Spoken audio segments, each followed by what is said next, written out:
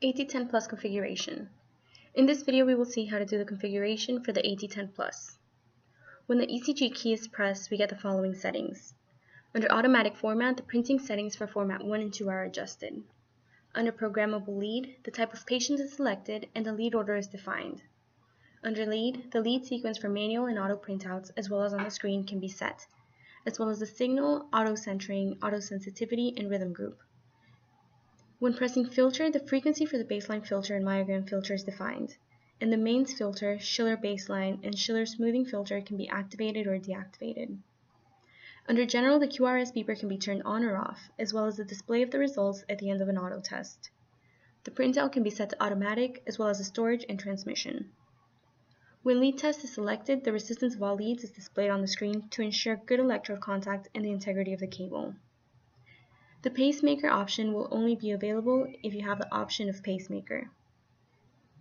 Under interpretation, the interpretation can be edited or entered.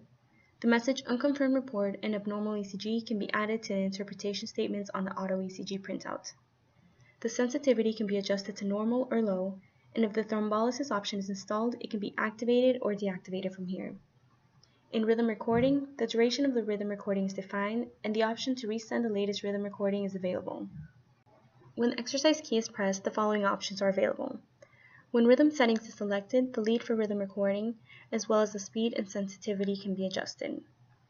Under QRS settings, the default position of the amplitude measurement point can be set, as well as the default lead for the zoom view and the unit of ST measurement. Under interpretation, the exercise interpretation is entered or edited. Under heart rate target, the heart rate target mode is defined. An audible and visual target is initiated if the heart rate is reached, and the target heart rate can be automatically set or manually defined. Under stage report, the option to print the resting ECG is available. During the exercise and recovery phase, periodic printouts can be obtained at preset intervals which can be defined, as well as the format in which it will be printed. The recovery print interval can also be defined. In final reports, the data that will be printed out in the end report will be defined. When the protocol key is pressed, we have the following options. Active protocol is where the active ergometer device is selected, as well as the protocols for each ergometer. In bike protocol is where the bike protocol is selected and named. The load and the time of each stage is defined under this tab. Under treadmill protocol, the protocol for the treadmill is selected and named. The speed for the pre-exercise phase is defined, as well as the speed and duration of the exercise phase and the recovery phase. The system settings are accessed by pressing the menu key. A screen with a number of tabs will now be displayed. Under identification is where the unit is registered. The MTA function is to register the name of the medical assistant or doctor carrying out the recording. The user ID function is to register the name and identity of the unit. These are both identified on the automatic printout. The system tab is to set the language, time, date, display color, and volume. Under configuration, an additional data field in the patient data input menu can be inserted. The units for speed, temperature, and pressure can be determined. If you wish to connect an external display screen, then under External Display, select Yes. Under Patient Query, select between Patient ID or Reference Number. This will determine the patient field that must be entered to enable PDQ. Database access can be set to off, automatic, or manual. Off means that PDQ is disabled. Manual means that the patient data is imported when the Get Data key is pressed.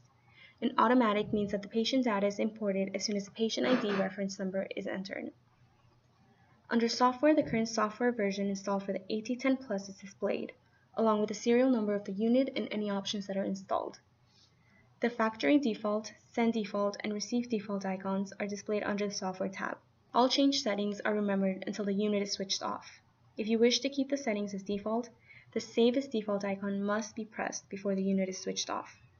The Restore Default icon is to restore the settings to the defined default, and the Factory Default icon is to restore settings to the factory default.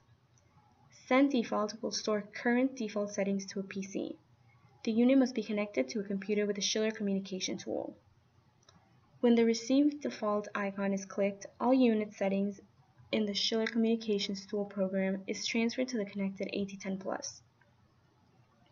Under Communications, the method of data transmission is selected, the peripherals such as blood pressure unit and ergometers. In order to access the spirometry settings, press the Spiro key. Then press a function key hold it down, and press the spiral key once again. There you will see two tabs. Under the Device tab, you will be able to select the norms for the predicted values, to find how the FBC graph is displayed and printed, to find the measurement on which the interpretation is based, select the standards for the results, and define the parameters for the peak expiratory flow calculation. Under the Printout tab, you will be able to define the format and content of the printout in formats 1 and 2, as well as the graphs, parameters, and information that will be provided on the printout. If you have any questions, please send us an email.